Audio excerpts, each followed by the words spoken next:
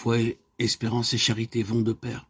L'espérance sera signe en pratique dans la vertu de patience, qui ne fait pas défaut dans le bien, pas même face à l'échec apparent, et dans celle d'humilité, qui accepte le mystère de Dieu, et qui lui fait confiance, même dans l'obscurité. La foi nous montre le Dieu qui a donné son Fils pour nous, et suscite ainsi en nous la certitude victorieuse, qui est bien vraie l'affirmation « Dieu est amour ». De cette façon, elle transforme notre impatience et nos doutes en une espérance assurée que Dieu tient le monde entre ses mains, et que malgré toutes les obscurités, il triomphe. Comme l'Apocalypse le révèle à la fin de façon lumineuse à travers ces images bouleversantes. La foi qui prend conscience de l'amour de Dieu, qui s'est révélé dans le cœur transpercé de Jésus sur la croix, suscite à son tour l'amour. Il est la lumière.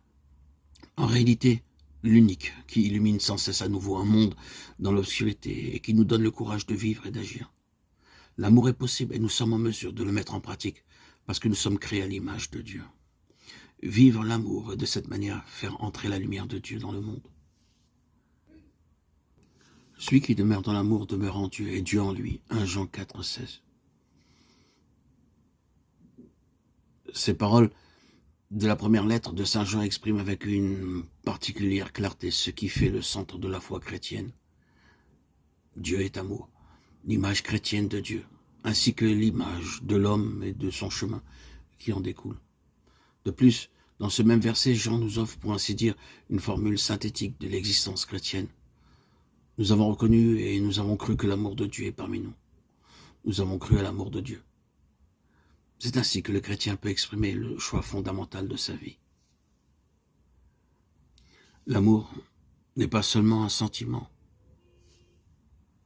Les sentiments vont et viennent. Le sentiment peut être une merveilleuse étincelle initiale, mais il n'est pas la totalité de l'amour.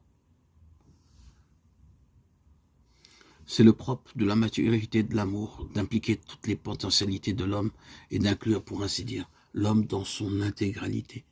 La rencontre des manifestations visibles de l'amour de Dieu peut susciter en nous un sentiment de joie qui naît de l'expérience d'être aimé. Mais cette rencontre requiert aussi notre volonté et notre intelligence.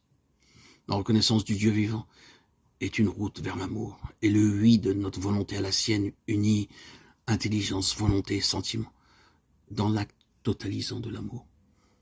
Ce processus demeure cependant constamment en mouvement. L'amour n'est jamais achevé ni complet. Il se transforme au cours de l'existence, il mûrit, et c'est justement pour cela qu'il demeure fidèle à lui-même. Vouloir la même chose et ne pas vouloir la même chose, voilà ce que les anciens ont reconnu comme l'authentique contenu de l'amour. Devenir l'un semblable à l'autre, ce qui conduit à une communauté de volonté et de pensée. L'histoire d'amour entre Dieu et l'homme consiste justement dans le fait que cette communion de volonté grandit dans la communion de pensée et de sentiments, et ainsi notre vouloir et la volonté de Dieu coïncident toujours plus. La volonté de Dieu n'est plus pour moi une volonté étrangère que les commandements m'imposent de l'extérieur, mais elle est ma propre volonté, sur la base de l'expérience que, de fait, Dieu est plus intime à moi-même que je ne le suis à moi-même. C'est alors que grandit l'abandon en Dieu et que Dieu devient notre joie. Psaume 72, 23-28.